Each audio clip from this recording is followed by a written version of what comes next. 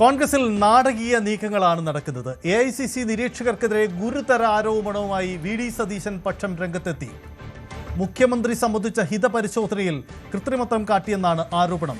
VD സതീശനെ അനുകൂലിച്ചവരുടെ അഭിപ്രായം ഹിതപരിശോധനയിൽ രേഖപ്പെടുത്തിയില്ലെന്ന് VD അനുകൂലികൾ ആരോപിക്കുന്നു. ഇതിനിടെ ഹിതപരിശോധനയിൽ താൻ പറഞ്ഞ അഭിപ്രായം രേഖപ്പെടുത്താത്തതിനെതിരെ ഉദുമയിലെ നിയുക്ത MLA K നീലകണ്ഠനും രംഗത്തെത്തി. രഹസ്യമായി പറഞ്ഞ കാര്യം പരസ്യമാക്കപ്പെട്ടതിനെതിരെ നീലകണ്ഠൻ AICCക്കും പരാതി നൽകി. നിങ്ങളൊരു രഹസ്യമായി കൊടുത്തൊരു സംഭവമാണ്, അതിപ്പോൾ ഇങ്ങനെ പുറത്തു വന്നിരിക്കുന്നത് എങ്ങനെയാണ് അതിനെ കാണുന്നത്? അല്ല, ഈ പുറത്ത് വന്നത് എങ്ങനെയാണെന്ന് എനിക്കറിയില്ല. നമ്മൾ രഹസ്യമായ നമ്മളെ അഭിപ്രായം പറഞ്ഞു, അഭിപ്രായം രേഖപ്പെടുത്തി. ആ കൃത്യമായി നമ്മൾ പറഞ്ഞത് അവർക്കറിയുമല്ലോ. വാർത്തകൾ ഇങ്ങനെ വളച്ചൊടിക്കുന്നത് നമുക്ക് ഉത്തരവാദിയല്ലോ. അല്ല, നമ്മളതിനകത്ത് കൃത്യമായി രാവിലെ കാസർഗോഡ് എത്തുമ്പോൾ സംഭവം പറഞ്ഞു. ഞാൻ കൃത്യമായി മുകൾ വാർഷികനും അജയമാക്കനും പരാതി കൊടുത്തു. ആ പരാതി അവരന്വേഷിക്കട്ടെ. അത് ഉത്തരവാദിത്തക്കുറവുണ്ടായി എന്ന് എനിക്ക് പറയാൻ പറ്റില്ല.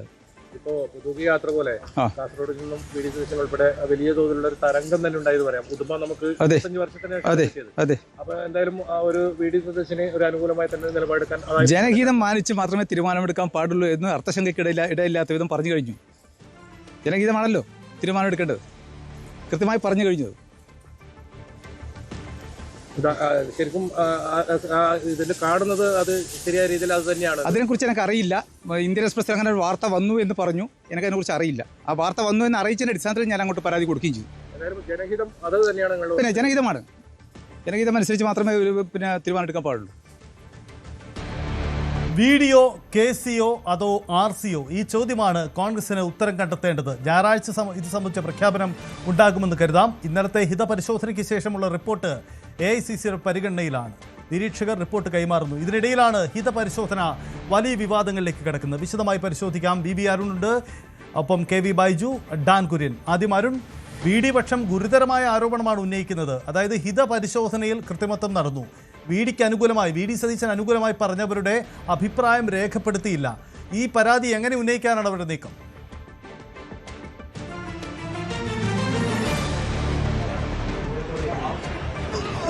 കേരളത്തിലെ മുഖ്യമന്ത്രിയെ കണ്ടെത്താനാണ് നിയുക്ത MLA-മാരിൽ നിന്ന് AICCയുടെ നിരീക്ഷക സംഘം ഹിതപരിശോധന നടത്തിയത്. അതിനെതിരെയാണ് ഇപ്പോൾ ഗുരുതരമായ ആരോപണം ആ ഹിതപരിശോധന പങ്കെടുത്ത ഒരു നിയുക്ത MLA തന്നെ ഉന്നയിച്ചിരിക്കുന്നത്.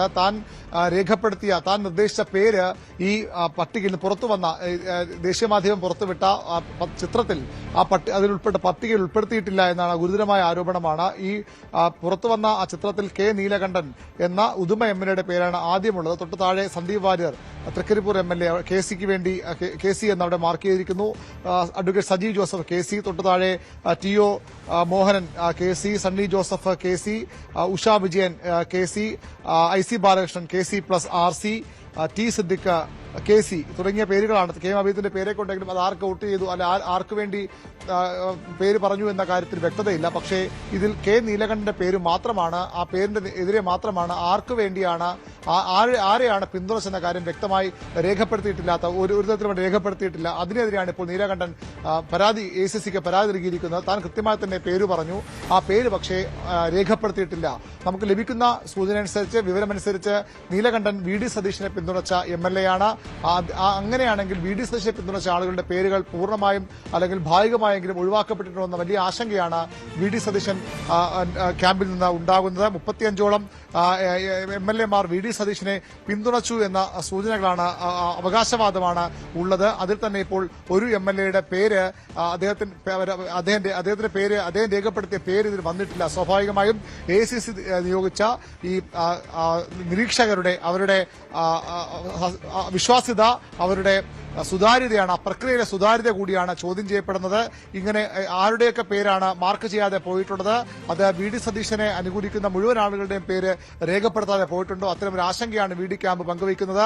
അതുകൊണ്ടുകൂടിയാണ് നീലകണ്ഠൻ തന്നെ, ഉദുമ MLA നീലകണ്ഠൻ തന്നെ ഇത്തരമൊരു പരാതി AICCയെ അറിയിച്ചിരിക്കുന്നത്. താൻ കൃത്യമായി പേര് രേഖപ്പെടുത്തിയതാണ്. പിന്നെ എന്തുകൊണ്ട് ഈ പുറത്തു വന്ന ചിത്രം ഇമേജ് ശരിയെങ്കിൽ കൃത്യമാണെങ്കിൽ അത് ഫാബ്രിക്കേറ്റ് അല്ലെങ്കിൽ തന്റെ വോട്ട് നഷ്ടപ്പെട്ടു അല്ലെങ്കിൽ തന്റെ പേര് രേഖപ്പെടുത്തിയില്ല, അവിടെ കൃത്രിമം നടത്തി എന്ന ആരോപണമാണ് നീലകണ്ഠൻ ഉന്നയിക്കുന്നത്. VD ക്യാമ്പും പൊതുവിൽ അത്തരമൊരു ആശങ്ക പ്രകടിപ്പിക്കുന്നുണ്ട്. കൃത്യമായി ആ പേരുകൾ രേഖപ്പെടുത്തിയിട്ടില്ല. നേരത്തെ തന്നെ ദീപാദാസ് മുൻഷി, സംസ്ഥാനത്തിന്റെ ചുമതലയുള്ള ACC ജനറൽ സെക്രട്ടറി ദീപാദാസ് മുൻഷിക്കെതിരെയും VD സതീശൻ പരാതി നൽകിയതാണ്. മുൻഷിയുടെ ക്യാമ്പ് ചെയ്ത KC വേണുഗോപാലിനെ അരങ്ങൊരുക്കാൻ, KC വേണുഗോപാലിന് കളമൊരുക്കാൻ ശ്രമം നടത്തുന്നു. അതുകൊണ്ട് ഈ MLA-മാരുമായുള്ള 1-to-1 കൂടിക്കാഴ്ചയിൽ ദീപാദാസ് മുൻഷിയെ ഒഴിവാക്കണമെന്ന ആവശ്യം VD സതീശൻ ഇന്നലെയും നിരീക്ഷകർക്ക് മുമ്പാകെ വച്ചിരുന്നു. പക്ഷെ അതുണ്ടായില്ല. ദീപാദാസ് മുൻഷിയുടെ സാന്നിധ്യത്തിൽ തന്നെയാണ് ഈ ഹിതപരിശോധന നടന്നത്. അതുതന്നെ ഇത് അട്ടിമറിക്കപ്പെടാൻ സാധ്യതയുള്ളെന്ന ആശങ്ക VD ക്യാമ്പിൽ ഉണ്ടാക്കിയതാണ്. പക്ഷേ അതിനും അപ്പുറത്തേക്ക് ഇപ്പോൾ ഈ MLA-മാർ നിർദ്ദേശിച്ച പേര്, MLA-മാർ രേഖപ്പെടുത്തിയ ആ പേരിൽ പോലും കൃത്രിമം നടന്നിരിക്കുന്നു, അല്ലെങ്കിൽ ആ പേരുകൾ രേഖപ്പെടുത്തിയില്ല എന്ന അതീവ ഗുരുതരമായ ആരോപണമാണ് ഇപ്പോൾ ഉയർന്നത്. അതുതന്നെയാണ് ഉദുമ MLA നീലകണ്ഠനും നമ്മുടെ പ്രതിനിധി KV ബൈജുവിനോട് സംസാരിക്കുമ്പോഴും ആരോപിച്ചത്. യെസ്, അരുൺ തുടരുക. ഉദുമയിൽ നിന്നും KV ബൈജു തന്നെ നമുക്കൊപ്പം ഉണ്ട്. ബൈജു, നീലകണ്ഠൻ VD സതീശന് തന്നെയാണ് പിന്തുണ നൽകിയത് എന്ന കാര്യം അദ്ദേഹം പറയുന്നുണ്ടോ? RC camp, Ramesh Chennithala camp ഇപ്പോഴും വിശ്വസിക്കുന്നത് നീലകണ്ഠൻ തങ്ങളെ പിന്തുണച്ച് കാണുമെന്നതാണ്. എന്താണ് യഥാർത്ഥത്തിൽ സംഭവിച്ചത്? ഇത് നീലകണ്ഠൻ ഈ വിഷയത്തിൽ എന്തു പരാതി നീക്കമാണ് ഇപ്പോൾ നടത്തിയിരിക്കുന്നത്?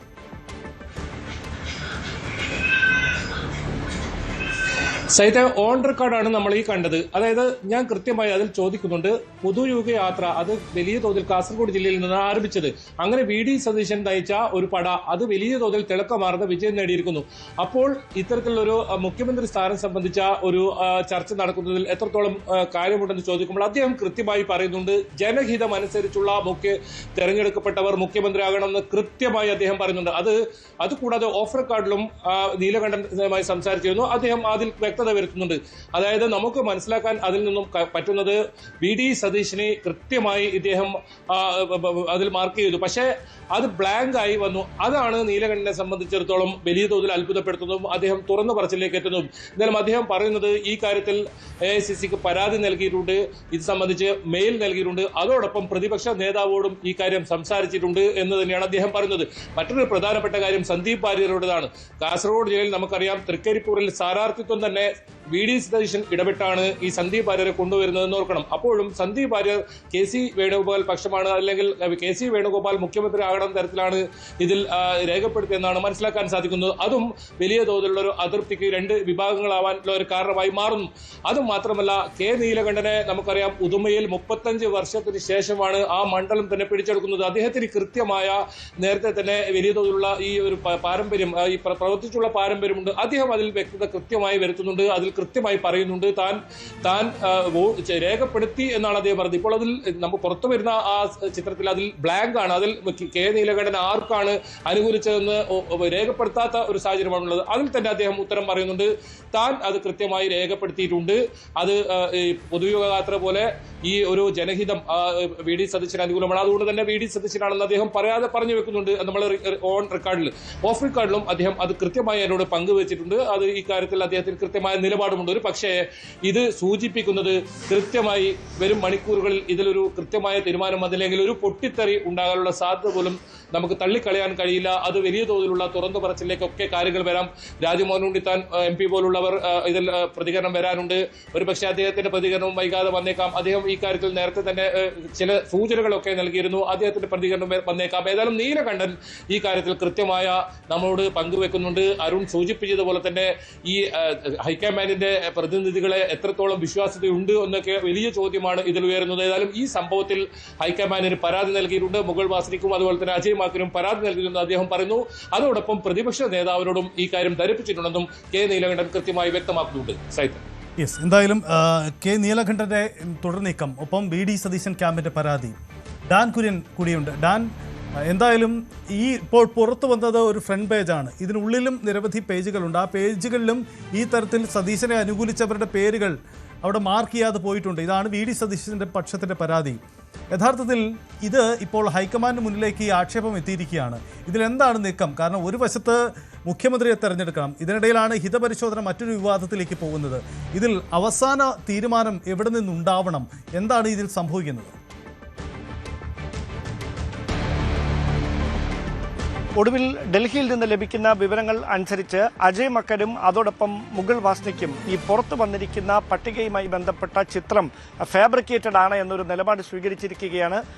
തങ്ങളുടെ പക്കലുള്ള വിവരങ്ങൾ ഹൈലി കോൺഫിഡൻഷ്യലായി തന്നെ ദേശീയ നേതൃത്വത്തിന് കൈമാറിയിട്ടുണ്ട്, മല്ലികാർജ്ജുന ഖാർഗെയ്ക്ക് കൈമാറിയിട്ടുണ്ട്. അതിനപ്പുറത്തേക്ക് വിവാദങ്ങൾ ഉണ്ടാക്കുന്നതിനുള്ള ബോധപൂർവമായ നീക്കമാണ് ഈ ചിത്രം പുറത്തുവിട്ടതിലൂടെ നടക്കുന്നത്.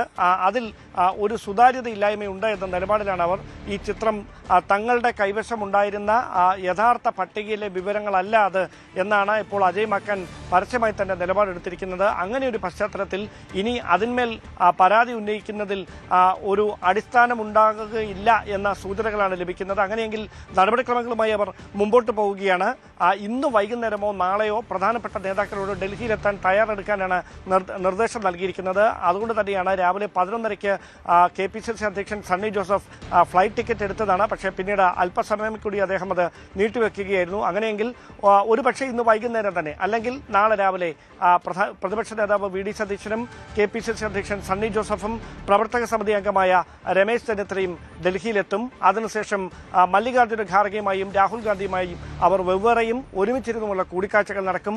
ആ കൂടിക്കാഴ്ചയ്ക്ക് ശേഷം കേരളം കാത്തിരിക്കുന്ന നിർണായകമായ ചോദ്യത്തിനുള്ള ഉത്തരം നാളെ കഴിഞ്ഞ് വൈകുന്നേരം 3 മണിക്ക് തന്നെ ഡൽഹിയിൽ നിന്ന് ഉണ്ടാകുമെന്നാണ് ഇപ്പോൾ ലഭിക്കുന്ന വിവരങ്ങൾ. എല്ലാ വശങ്ങളും പരിഗണിച്ചുകൊണ്ട് തന്നെയാകും ആ തീരുമാനത്തിലേക്ക് എത്തുക. ഒരു അമിക്കബിൾ സെറ്റിൽമെന്റിലേക്കുള്ള സാധ്യതകളാണ് ഹൈക്കമാൻഡ് നോക്കുന്നത്. കാരണം 3 പേരും മുമ്പോട്ട് വെക്കുന്ന അവകാശവാദങ്ങൾ തള്ളിക്കളയാനാവുന്നതല്ല നേതൃത്വത്തിന് മുമ്പിൽ. കാരണം അവരുടെ 3 പേരുടെയും തെരഞ്ഞെടുപ്പ് വിജയത്തിന് വേണ്ടിയുള്ള എല്ലാ പ്രവർത്തനങ്ങൾ സംബന്ധിച്ചും ഇടപെടലുകൾ സംബന്ധിച്ചും ഹൈക്കമാൻഡിന് ബോധ്യമുള്ളതാണ്. അതുകൊണ്ട് ഒരാളെയും കുറച്ചു കാണാനാവില്ല എന്ന നിലപാടിലാണ് ഹൈക്കമാൻഡ്. അതുകൊണ്ട് തന്നെ സോണിയാഗാന്ധിയെ തർക്കപരിഹാരത്തിനായി നേതാക്കളുമായി ഒരു അനുനയ നീക്കത്തിന്റെ ഭാഗമായി സംസാരിപ്പിക്കാനുള്ള ശ്രമം കൂടി ഉണ്ടാകും. അതിനുശേഷം സോണിയാഗാന്ധി എടുക്കുന്ന നിലപാട് തന്നെയായിരിക്കും ഈ വിഷയത്തിൽ നിർണായകമായി മാറുക. ഞായറാഴ്ച വൈകുന്നേരം 3 മണിക്ക് കേരളത്തിന്റെ അടുത്ത മുഖ്യമന്ത്രി ആരാകുമെന്ന കാര്യത്തിൽ ഡൽഹിയിലെ 10 ജൻപത് വസതിയിൽ നിന്നൊരു നിർണായകമായ തീരുമാനം ഉണ്ടാകും എന്നാണ് ഇപ്പോൾ ലഭിക്കുന്ന സൂചനകൾ.